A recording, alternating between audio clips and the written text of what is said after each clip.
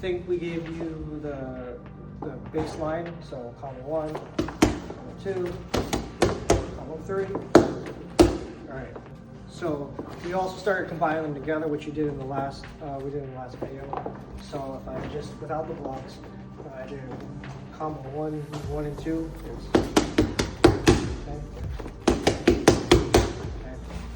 All right. So what I want to add now into it is the theory of chain reaction kicks. Okay.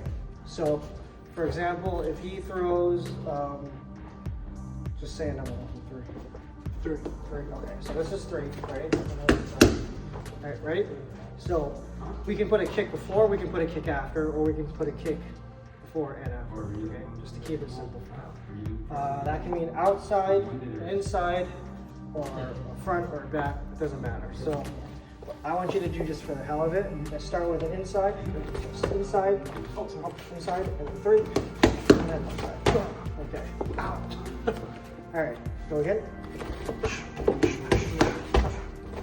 All right, one more time. Move around, get a few different angles so you can see kind of like a little bit. Ready, and go. Again.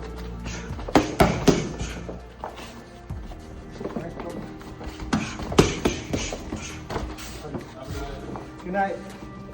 All right, so start working those in. Try to keep them at the legs because leg kicks score, right? So if I'm here, everything here scores. Anything inside, that is harder to score in Waco because judges are sitting down, right? So if the ring's up here, the judges are like low. Does that make sense? In other fights, they're not.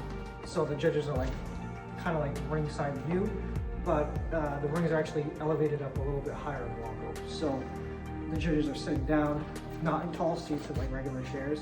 So inside kicks, inside leg kicks. If they even do this, anything off the ground, even if it's like this, that's considered a check. So technically, if he kicks me on the outside of my leg and I just do this, do it again, that's a check, okay? That's why we use that spam of it, where it's just constant. So let's say I check one, and then he just keeps going, he just doesn't stop. Because I eventually can't check all of those, and then there needs to be some type of exchange directly after, okay?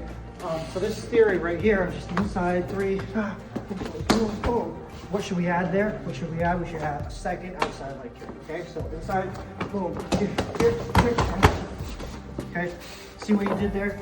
You traveled. Because a fight, especially a kickboxing fight, is never going to be completely still. So you should always have travel to it. Okay, that way I need to be moving, meaning his opponent is going to have to be moving, hopefully counterclockwise, so that way his brain is unfocused and it's harder for him to check these kicks because you're looping him right kind of up from your thigh into your like ass area. Right, so that's really hard to check because checks happen here. It's hard to check up here. That's what we target up here. People will like to throw these or we're kind of down here. Don't do that. You might break your foot. It's going to suck. And those don't really score because simple fact that this is a check.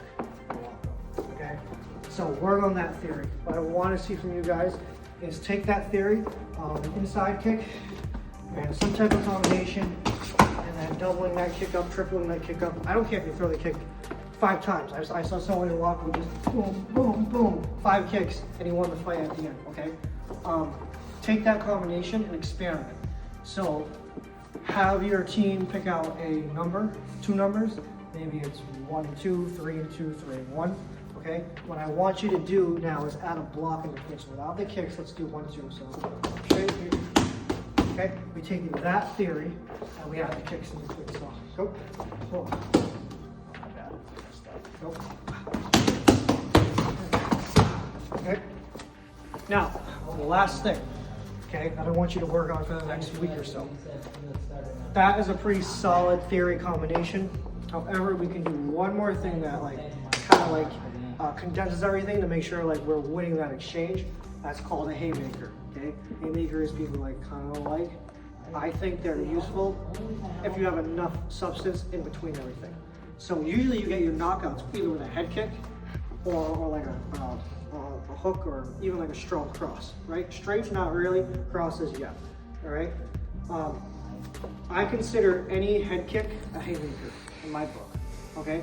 So that can be a head kick, that can be an overhand, that can be overhand down, an overhand side here. It can also just be a regular hook, okay? Does that make sense? Uppercuts, even though they're called uppercuts, can be, in my opinion, defined as like a haymaker too. If you really like load it and you just go up, right? And you go up, boom, and then we get that leg kick. So what I want everything follow, if you want to add and send me videos, is after every big thing that's thrown, we tighten ourselves back up and we get back to points, okay? The best fighters have strong boxing, really good leg kicks, and a really good sense of understanding where they are in the ring and what's happening in that moment, okay? So you need to have a good idea of basically points, which is just leg kicks for now. Getting your hands to move fast enough and clean enough where people don't know your next play, right? And also knowing when to have a brawl and when not to have a brawl. That's when this haymaker's coming, okay? So if you can combine all those together, send me some videos of you drawing those, maybe 3-4 combinations, and I'll give you the next video and by Friday. All right, cool.